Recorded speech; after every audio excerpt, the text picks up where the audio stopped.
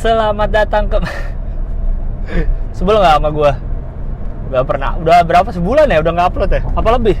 Gue bahkan udah nggak ngecek loh gue berapa lama belum upload podcast ini. Kembali lagi di podcast Biar Lega bersama saya Gilang Baskara, podcast yang isinya mengeluarkan isi kepala saya biar lega.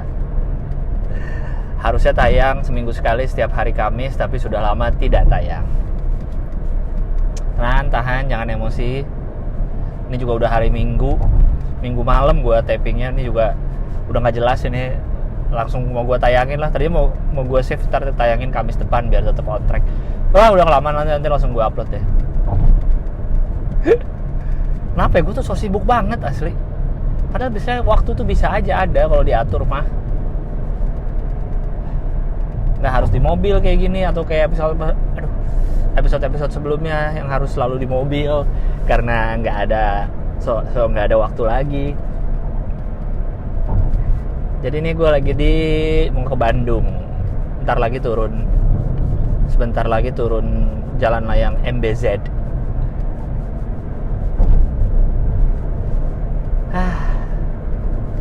Apa kabar everybody? Gue terakhir tuh tayang bulan lalu ya, bulan Mei, habis lebaran ya. Sudah banyak sekali yang terjadi di kehidupan ini yang tidak saya sampaikan di sini. Kacau. Ini udah biasa kan gue paling off seminggu 2 minggu ya. Ini kayaknya paling lama off. Mau mulai lagi takut sendiri gue aja. Padahal podcast gue ya, kok takut ya mau mulai.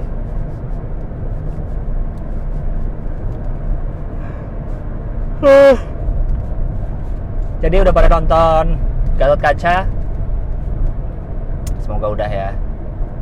Gue belum dapet kabar penonton hari ke-2 dan seterusnya ya. Baru yang hari pertama udah 50.000 lah, lumayan.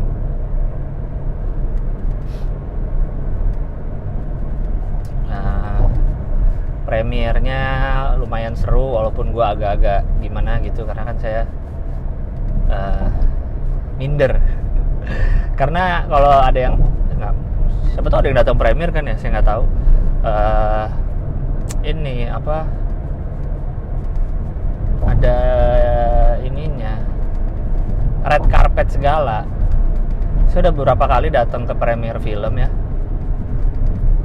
datang sebagai penonton, datang sebagai pemain jarang, karena saya juga memang tidak sesering itu main film. Datang sebagai penonton jarang ada red carpet, biasanya ya udah gitu aja, hiasan-hiasan apa. Kalau kemarin tuh ada red carpetnya segala. Ada di luarnya juga ada displaynya gede-gede banget. Ada untuk foto, untuk apa segala macam. Mantap lah pokoknya. Kayaknya emang karena ini proyek udah syutingnya aja gue 2020. Kalau gue dengar press conference sih di belakang layarnya udah persiapannya udah dari 2018 katanya. Atau 2019 lah. Kayak gitu. Jadi emang ini proyek besar yang panjang dan jadi sekalinya udah mau keluar ya udahlah diedankan gitu, dibikin segala macam. Ya, jadi ada red carpetnya. Pemainnya banyak banget seperti yang sudah saya ceritakan juga pas launching trailer. Banyak banget, dimana pas gue diceritakan ya pas launching trailer di Depok itu di Margo City. Kan gue kayak minder. Nggak tahu lah obrolan dengan orang-orang ini kan, aktor-aktor besar ini. Banyak banget aktornya kan, terus gue kayak aduh siapalah gue ini. Mereka pada ngobrolin jadwal syuting lagi proyek film apa, saya kan nggak ada. Terus kami semua kan belum ada yang nonton film jadinya kan. Siangnya juga press conference, rame banget, ada Fedi Nuril segala yang di reveal sebagai salah satu pemain yang ternyata ada di film Gatot Kaca gitu.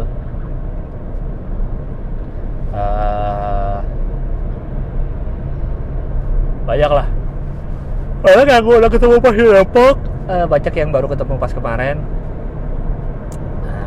Kayaknya saya belum tahu nih kan porsi-porsi mereka tampil di film Gatot Kaca ini seberapa banyak. Pas ternyata udah nonton tayang, ternyata banyak dari mereka yang emang munculnya screen time-nya juga dikit-dikit. Banyak yang cuma sedikit-sedikit sekali. Ada juga yang malah ada adegan fighting ya makin gak kelihatan mukanya, jarang-jarang kelihatan. Gitu. Jadi sebenarnya gue sebagai punakawan kalau ada yang udah nonton, lumayan screen time-nya dibanding mereka lumayan sebenarnya gue. Malah gue ini di close up mukanya lebih jelas, nggak ada adegan berantem jadi mukanya jelas kayak gitu. Jadi malah gue sebenarnya banyak, harusnya gue have no reason to be minder, orang gue lebih banyak. Kocak.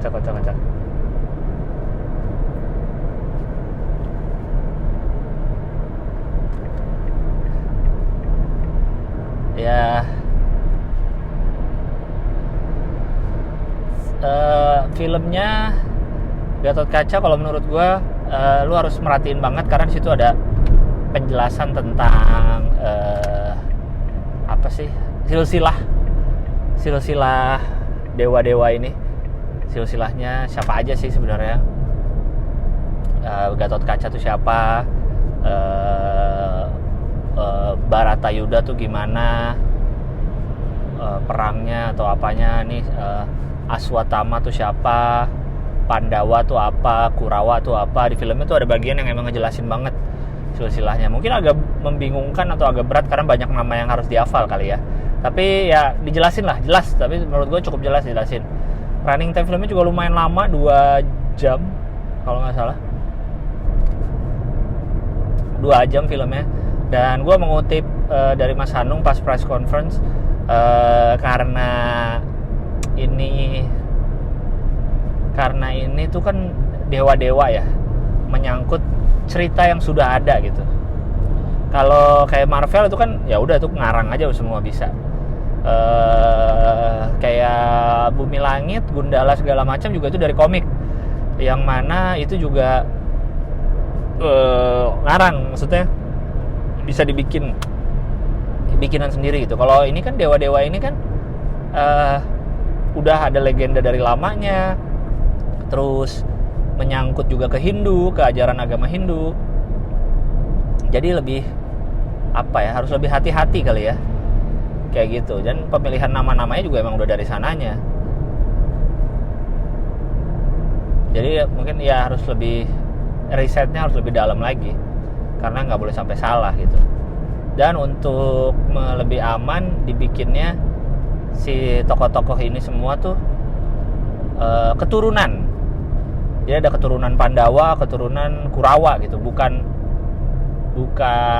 mereka tuh itu gitu sebenarnya. Jadi ini pakai keturunan biar lebih aman katanya. Secara benernya ya, kayak gitulah. Apalagi cerita seru dari premier ya. Ya gue pas ngantri red carpet tuh kan bareng sama Fedi Nuril, pas press conference juga sebelahan. Dan ternyata Fedi Nuril masih inget gue. Jadi kalau ada yang tahu dulu kan ada film Doa tuh, Doyok, Ali Oncom sama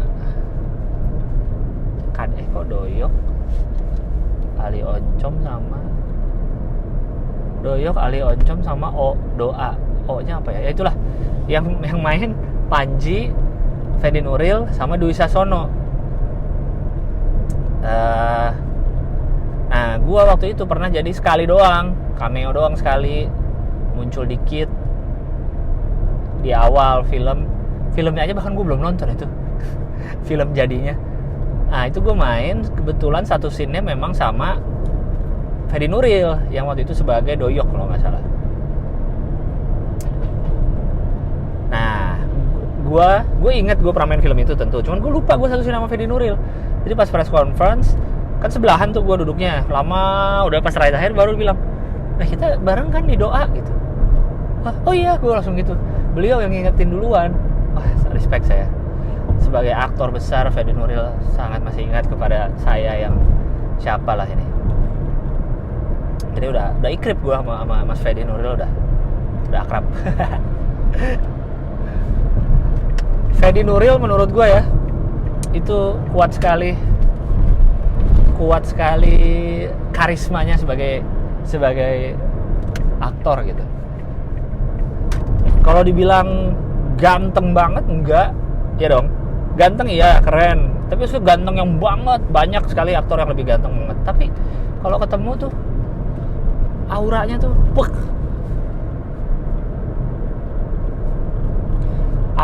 aura aktornya tuh kuat sekali. Fedi Nuril ini mantap.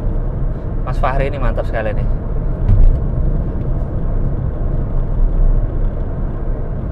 Terus sebelumnya gue juga premier Ngeri-Ngeri Sedap, film teman-teman saya semua, Benny Dion, yang dimana PH-nya pun gue baru tahu kalau itu PH-nya bikinan Ernest juga. Yang main juga teman-teman semua, Boris, Jegel, Lolo, Gita, semua teman. Dan filmnya keren sekali. Sampai sekarang ya udah 600.000 penontonnya ya sampai gue bikin podcast ini. Silahkan ditonton juga bareng sama nonton Gatot Kaca. Salut sekali sih sama Benny, luar biasa penulisannya, ciamik sekali.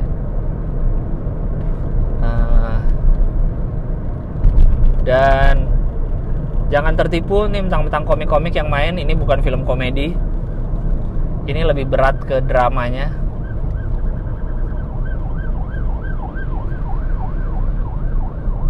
Ini lebih berat ke dramanya film ini. Jadi jangan tertipu karena ini komik-komik, ini komedi, no. Komedinya ada, tapi lebih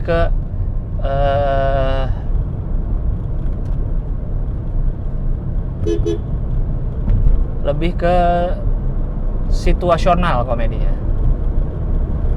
Bukan yang emang pengen lucu-lucuan gitu, apa sih? Nggak komikal lah, karena memang bukan film komedi seperti itu. Ya, jadi mumpung masih pada ada di bioskop tuh, Ngeri-Ngeri Sedap, beda seminggu ya berarti kalau nggak salah premiernya Ngeri-Ngeri Sedap sama Gatot Kaca, beda seminggu. Jadi silahkan disaksikan lah di bioskop kesayangan Anda. Ya mungkin dua film ini akan eventually masuk ke streaming services, tapi beda lah, cinematic experience-nya beda kalau kita nontonnya di bioskop.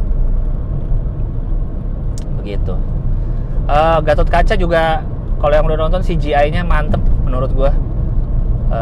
CGI-nya mantep, walaupun nggak banyak munculnya ya CGI-nya, cuma terakhir lah yang CGI bangetnya ya, terakhir. Gue tahu pasti kalau kebanyakan CGI pasti juga akan mahal, tapi cukup lah porsinya cukup. CGI-nya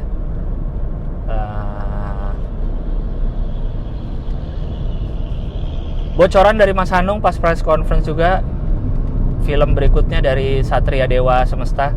Jadi ini kan nama studionya Satria Dewa, nama universe-nya Satria Dewa Semesta. Kalau Gundala kan nama universe-nya Bumi Langit, Jagat Bumi Langit kalau nggak salah. Bumi Langit itu kan film berikutnya akan Sri Asih ya, kalau saya tidak salah juga. Tidak, kalau nggak salah mulu ya.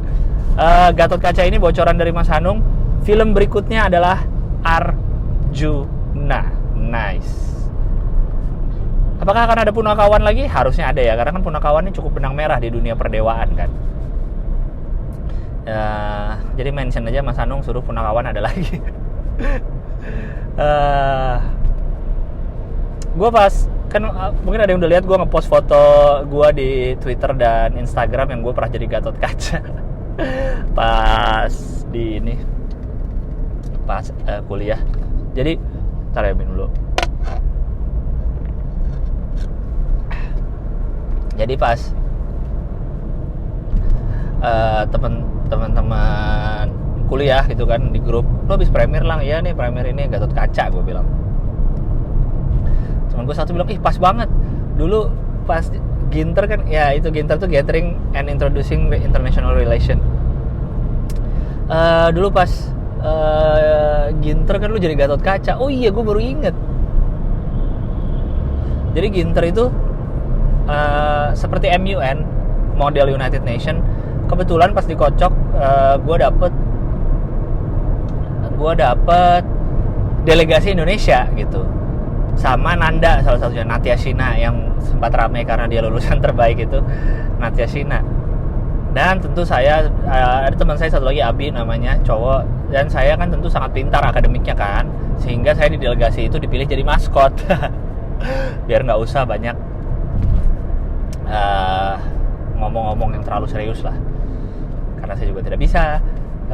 Ya udah, saya jadi maskot lah, gue jadi Gatot Kaca, dipilih kan yang Indonesia apa Gatot Kaca, si Abi jadi kalau lihat fotonya tuh yang paling kanan jadi Garuda Indonesia. Kita bikin tuh malam-malam kostumnya Garuda Indonesia. Kalau yang Gatot Kaca saya nyewa, dan itu sayapnya itu kan kayak rompi tapi kebalik gitu kan di belakang. Enggak, emang kayak rompi makanya kan. Itu tuh sakit di area ketek tuh, sakit teken pas sampai siang, makanya dari pagi buta itu sakit di tangan. Jadi pas lagi di persidangan juga emang susah duduk juga kan kalau ada itu di belakang. Akhirnya saya copot karena sakit itu di tangannya. Dulu dapat base kostum ya gue ya, enggak deh. Dan gue ingat ada itu yang ada talk show-nya bukan ya? Pokoknya lupa deh. Itu kan pakai kumis-kumisan gue. Dan saat itu emang gue lagi kumisan juga, entah kenapa apa yang ada di otak gue lulus SMA tuh gue kumisnya gue panjangin. Jadi selain manjangin rambut, manjangin kumis, jelek banget tapi kumisnya jarang-jarang gitu kan, nggak tebel, belum tebel lah. Jadi Gatot Kaca kalau dibuka kumis palsunya ya ada kumis juga tetap.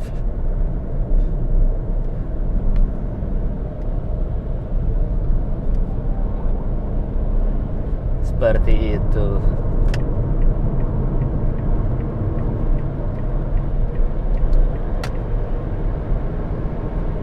BTW gue ke Bandung nih karena tumben hari Minggu kan, biasanya weekend dari Sabtu. Karena besok Senin malam gue ada kerjaan stand up di Trinitas, SMA Trinitas Bandung.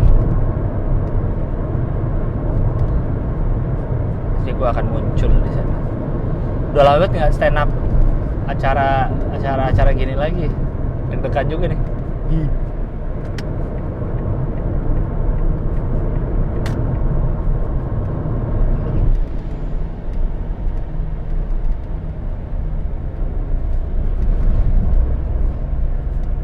Tapi memang semenjak berkantor dari awal tahun ya, emang gue masih belum bisa menyesuaikan diri sih, karena ya dari segi waktu ya, padahal gue juga santai waktunya ya. Ini alasan gue aja sih, emang kan saya juga udah pernah bilang time management gue kan sangat buruk ya. Padahal secara waktu santai, gue bukan yang office hour banget gitu. Nggak harus ke kantor juga setiap hari ya, kayak besok nih gue ada kerjaan, gue nggak ke kantor. Terus nggak harus ke kantor juga setiap hari. Di kantor pun bukan full gue ngerjain apa gitu kan, yang sehingga nggak bisa ngerjain kerjaan lain. Bisa sebenarnya. Kadang juga jadi otak mikirnya untuk kantor gitu kan, bikin ini untuk kantor, bukan untuk gue sendiri gitu. Gue akuin jadinya malah gue untuk kayak develop materi baru, untuk bikin apalah konten untuk diri gue sendiri, untuk sosmed gue, malah jadi nggak kepikiran gitu. Malah jadi terbengkalai sendiri karena mikirnya malah buat kantor. Aneh ya, tapi ya mungkin emang gitu kali ya, karena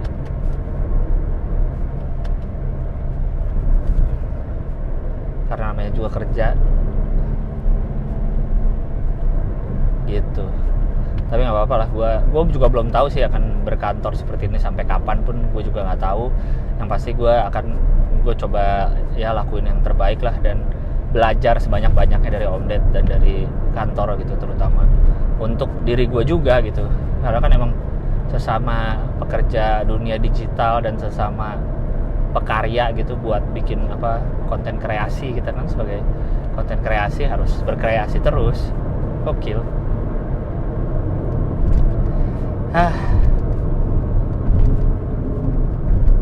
Baru masuk gerbang tol Kalihurip Utama.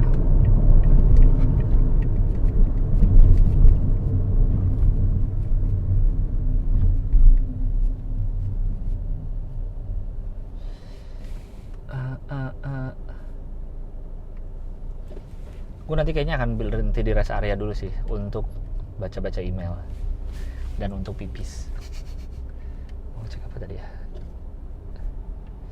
Tadi gue alhamdulillah lancar ya perjalanan sejauh ini sih lancar.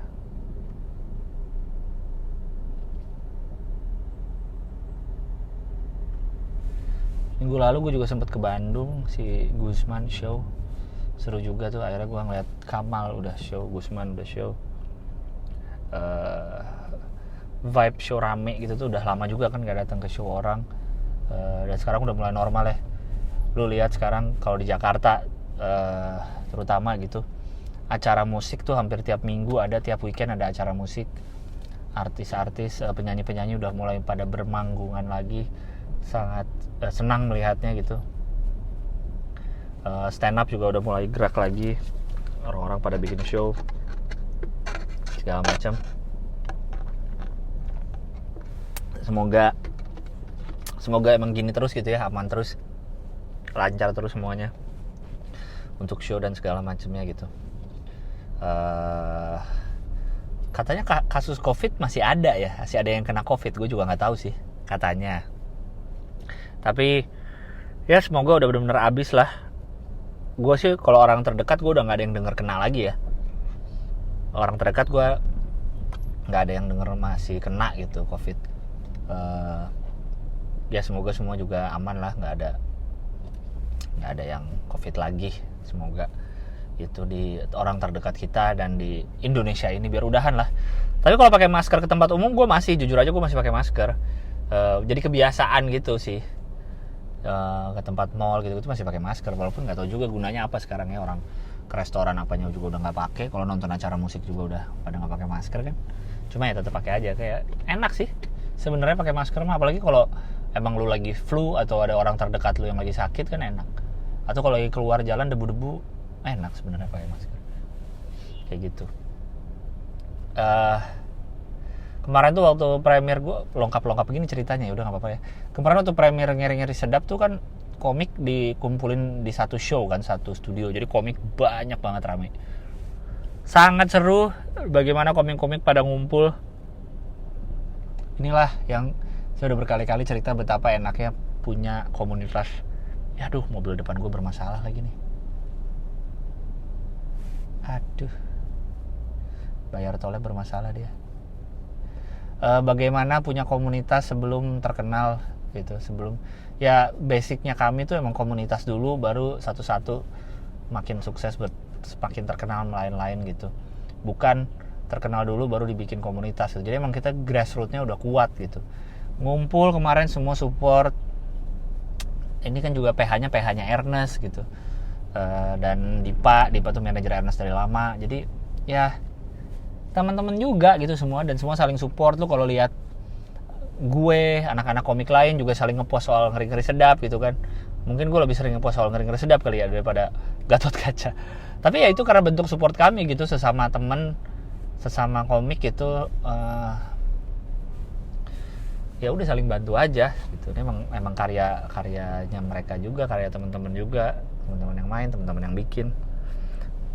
Persis mobil depan gue nih sekarang udah maju tadi kan, sekarang depan gue mobil satu nih diem, dia nggak bisa dia juga nggak bisa nih, kenapa nih? Udah bisa. Coba jangan sampai gue juga bikin nyangkut traffic nih.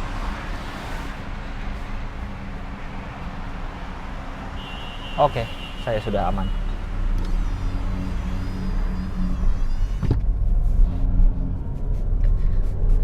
Kayak gitu. Jadi menyenangkan sekali ngeliatnya semua saling support aja udah.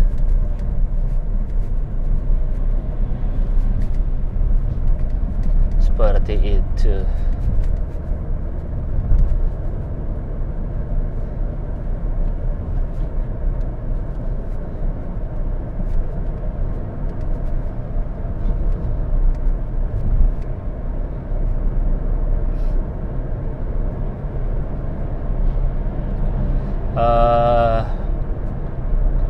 Apalagi ya?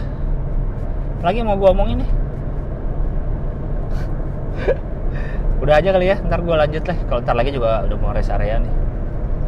Rest area berapa nih? 70-an 72. Ya, ntar lagi rest area 72. Sekalian saya mau pipis dan lanjutin podcast ini nanti. Oke, bye. Oke, saya lanjutkan lagi. Saatnya saya membacakan email dari kalian ya. Nggak tahu ada apa enggak ya. Email yang masuk ke podcastbiarlega@gmail.com yang sudah lama saya tidak bacakan. Mana nih? Dari tanggal 15 Maret, anjing. Udah lama, oke. Dicepuin teman sendiri. Halo bang, it's been a while sejak gue kirim email ke podcast ya. Gue juga udah lama gak baca. Alhamdulillah sekarang gue udah kuliah semester 2 di IKIP Bandung dan ya masuk prodi yang lumayan keren juga. Anyway, subjeknya tuh bener bang, gue dicepuin teman sendiri. Jadi gue tuh ada circle gitu di kuliah, isinya 5 cewek, 3 cowok termasuk gue. Nah ya udah semester 1 berjalan dengan lancar, nggak ada kendala apa-apa. Nah di circle gue itu ada satu cewek nih yang gue intens banget chatan sama dia, ngobrolin segala hal sampai hal-hal yang kalau sampai teman lain tahu bakalan bahaya banget. Dan gue juga udah bilang jangan bocorin isi chat kita, bahaya. Oke nih semester 2 mulai intensitas gue chat sama dia tuh ya sama aja, nggak naik nggak turun. Terus suatu malam gue tuh jalan sama gebetan yang teman-teman circle gue juga tahu kalau gue suka sama gebetan gue ini. Udah aja kita jalan dan pas pulangnya gue kan main game gitu sampai tengah malam. Terus kok tiba-tiba grup chat rame nge-anjing-anjingin gue. Pas gue baca ternyata chat gue sama si teman gue yang cewek tadi dibocorin. Dan hasilnya seperti yang gue kira, gue dianjing-anjingin. Oke, gue di situ kayak klarifikasi gitu dan ia minta maaf ke semua anggota circle and then I left. Sebenarnya gue nggak tahu salah siapa. Let's assume it was my fault. Tapi kayak kan gue udah bilang jangan spill. Kok lu tetap spill? End of all days, kenapa lu nge-spill apa? Abis gue jalan sama gebetan gue. Info aja gebetan gue tuh yang emang goddess gitu, emang top tier lah. Gue aja nggak percaya gue bisa jalan sama dia. Udah segitu aja deh bang. Terima kasih banget udah ngebacain. Gue prediksi ini dibacain buat rilisan bulan April.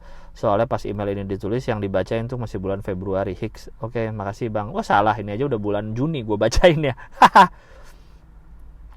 Oke, apa tadi? Jadi dia ada satu cewek dia intens chatan tapi biasa aja. Suatu malam dia jalan sama gebetan. Beda lagi sama yang cewek yang pertama tadi kan. Terus waktu dibocorin lu jalan sama gebetan. Ya, berarti udah pilihan yang tepat Anda keluar dari circle itu. Berarti emang circle-nya emang gak asik kali. BTW email paling baru itu 8 Juni. Masih ada berarti yang ngirim email. Oke, email berikutnya 21 Maret. Kuliah yang disukai jurusannya dan nyaman, atau kuliah yang banyak menghasilkan uang nantinya tapi nggak nyaman. Nah, ini dari pertanyaan aja udah tahu dari mana jurusan lu akan menghasilkan uang nantinya.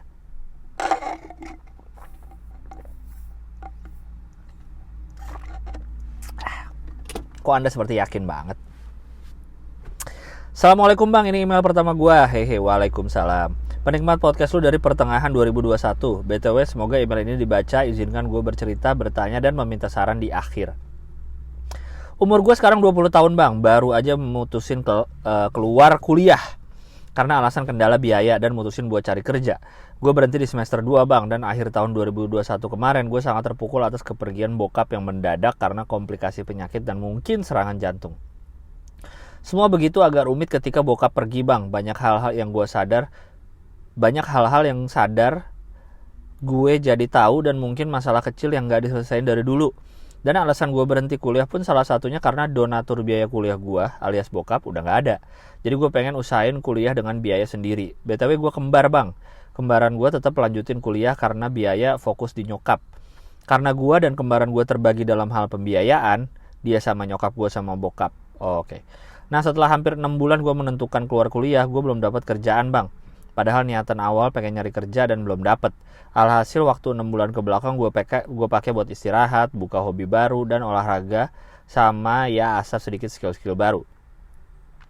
Nah, tapi seiring berjalannya waktu, mulai ada tawaran kerja dan sekarang gue coba apply, Bang. Nah, di sisi seperti ini, nyokap mulai nanyain ke gue perihal kuliah mau gimana. Nyokap sih pengennya gue ngelanjutin kuliah lagi, tapi gue udah terlanjur keluar kuliah kemarin. Dan mungkin salahnya gue adalah gue nggak ambil cuti aja, harusnya bukannya keluar atau DO, haha. Tapi emang kepengen gue kuliah sambil kerja juga biar nggak nyusahin orang tua, apalagi gue kembar. Nah, nyokap udah nanyain mau kuliah di mana. Gue di sini agak bingung, Bang, karena gue basicnya udah 2 semester ini kuliah di jurusan ini dengan jurusan yang gue nyamannya cuma 50%, Bang, nggak 100% total yang gue nyaman di jurusan ini. Kenapa sih nggak disebut jurusannya apa? Biar kan gue bisa tahu juga lu jurusannya apaan. Dan gue prediksi kedepannya akan banyak duit apa enggak. Nah, yang mau gue tanyakan adalah menurut abang mendingan gue kuliah dengan jurusan yang gue nyaman total, atau ngelanjutin kuliah di jurusan yang gue udah jalanin 2 semester kemarin dengan nyaman yang gak total tapi di mata ortu, saudara dan temen ini jurusan terkenal dengan duitnya nanti yang gede setelah lulus. Jadi mending ikuti kata ortu atau keinginan sendiri, Bang. Boleh deh abang kasih saran bagusnya gimana, biar ortu percaya dan bisa lihat bahwa jurusan pilihan gue ada duitnya juga kok, walaupun gak segede jurusan yang oke di mata ortu. BTW jurusan yang gue pengen pindah tuh planologi. Ini udah disebut planologi, sedangkan jurusan yang oke di mata ortu itu adalah arsitektur. Ya, gue mantan mahasiswa arsitek, Bang, 2 semester. Walaupun emang arsitek dan planologi gak beda jauh kerjaan ya, tapi pokoknya beda deh, Bang, secara tugas, pengajaran, dan lain-lain. Itu aja, Bang, yang mau gue ceritain. Sorry tulisan gue jelek. Enggak kok, aman, enggak seberantakan itu emailnya. Sehat selalu, tetap menghibur, dan selalu dalam lindungan Tuhan Yang Maha Esa. Amin, amin, ya rabbal alamin. Gue sih percaya ya, ini tapi dari perspektif yang gue alamin ya, karena setiap orang kan beda yang udah dialamin, tidak ada yang sama banget. Saya dari perspektif saya tidak lulus kuliah dari jurusan yang cukup bergengsi, yaitu HI Unpar. Jurusan HI ya, jurusan di kampus yang bergengsi gitu lah, bukan HI yang lain gitu, di HI Unpar. Dan saya punya banyak teman juga dengan berbagai macam, yang dari HI Unpar juga ada, dan dari berbagai macam kampus dan jurusan juga ada, dan semua bisa sukses dengan caranya masing-masing dan bisa berhasil dengan caranya masing-masing gitu.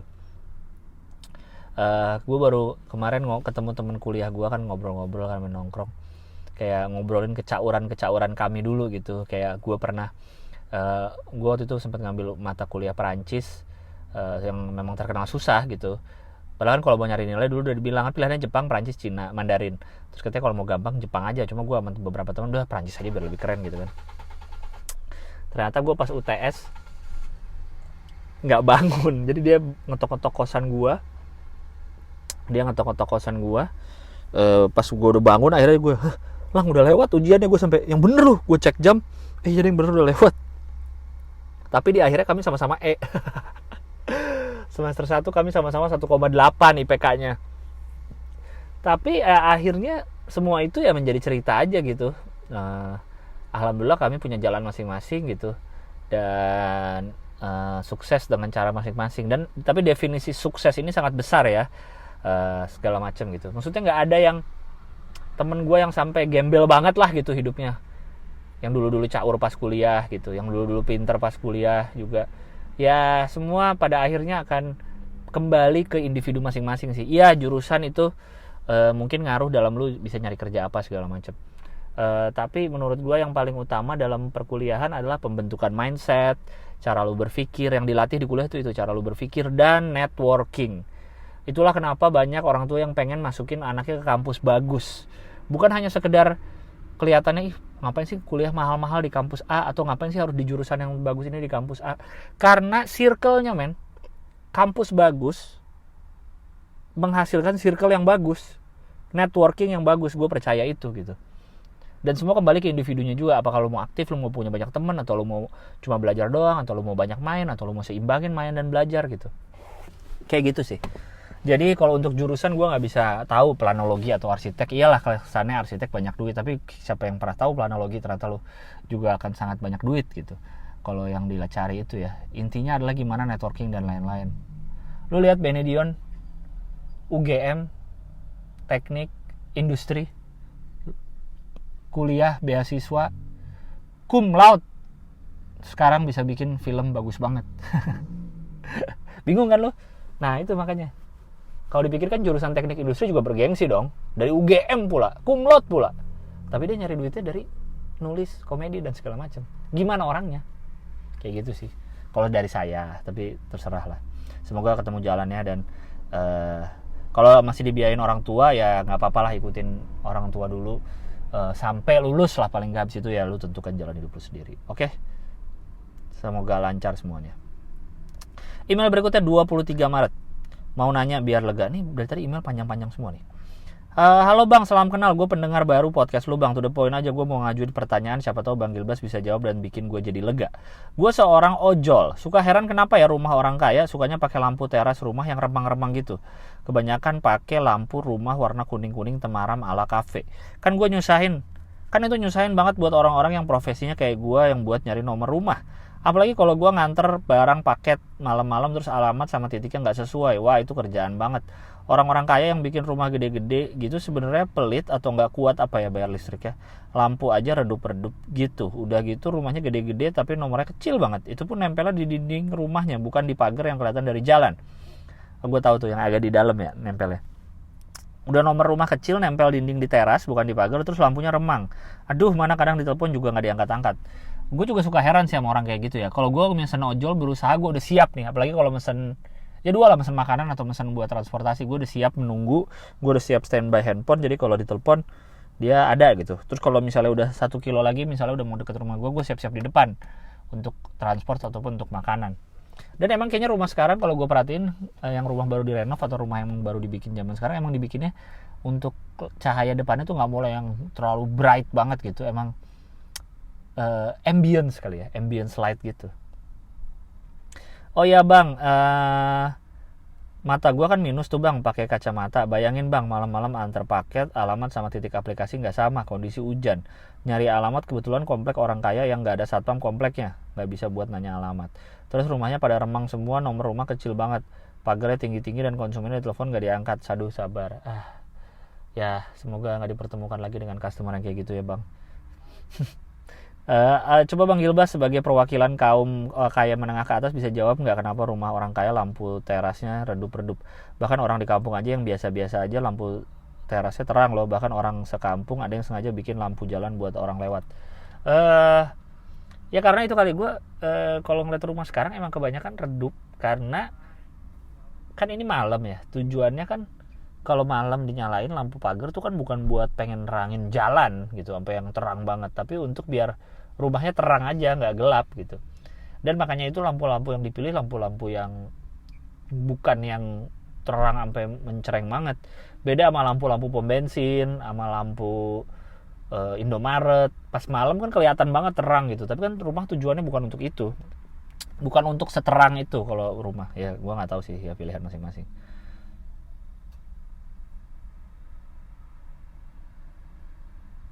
3 April, tadi 23 Maret. Email berikutnya 3 April tapi dia lagi. Si orang yang tadi nih dia email lagi. Halo Bang Gilbas, to the point aja, mau minta pendapat tentang Will Smith yang gampar Chris Rock. Menurut lu sebagai stand up comedian lu berpihak ke WS atau CR Bang? Gue sih mikir ini cuma gimmick doang. Terus banyak netizen yang seperti condong memihak WS sampai akhirnya gue nemu artikel yang lebih memihak ke CR dengan berbagai alasan. Ini gue kopasin sini Bang. Ketika acara rehearsal, Will Smith sudah dengar lebih dulu jokesnya.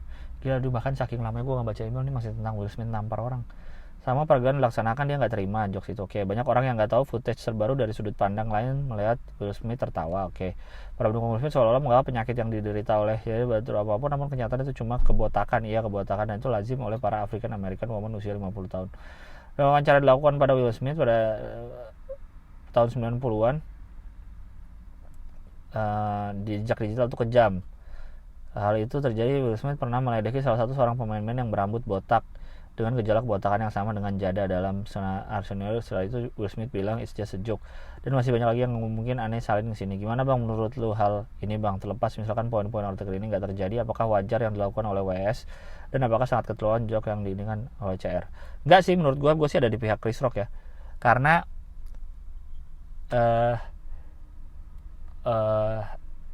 tetap gue tidak membenarkan kekerasan gitu.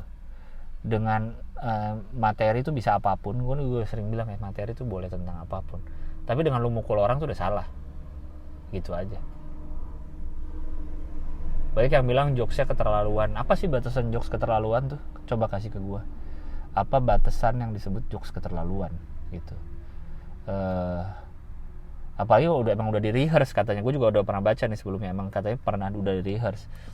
Jadi nggak tahu siapa tahu emang gimmick. Karena siapa sih yang nonton Oscar? Udah berapa tahun terakhir siapa sih yang nonton Oscar lagi?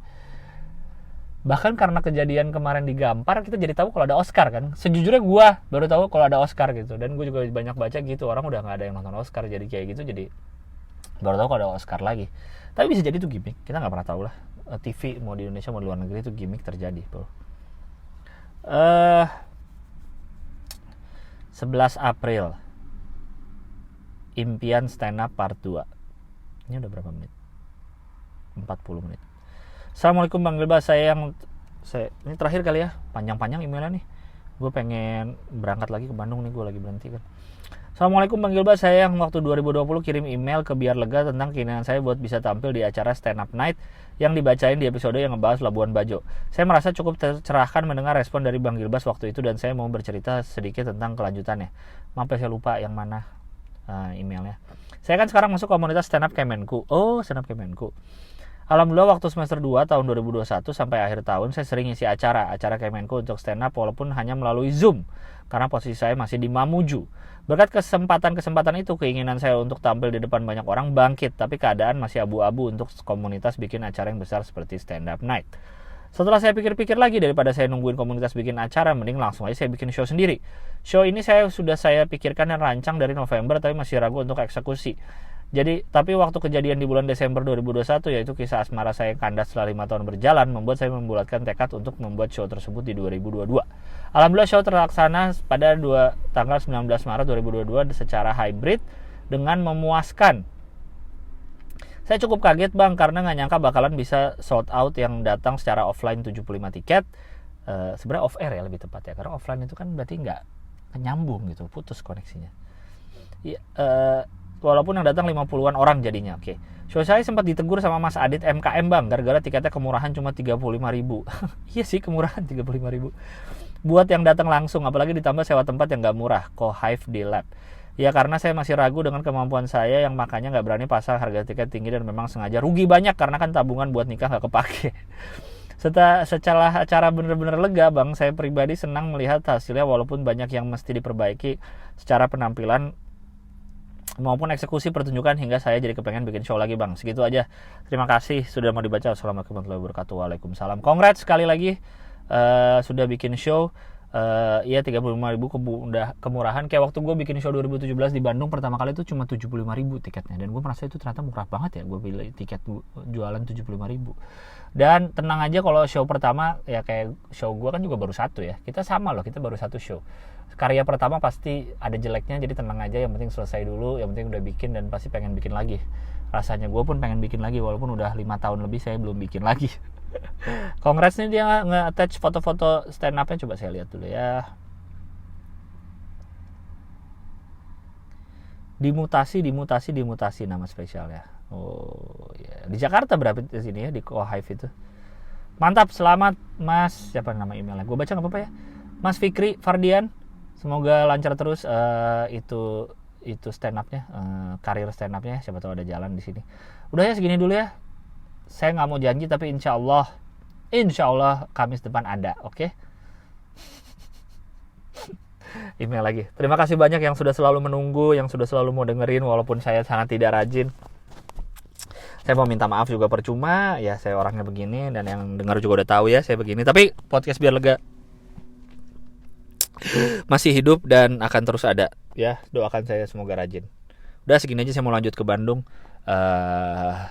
Sehat-sehat selalu semuanya.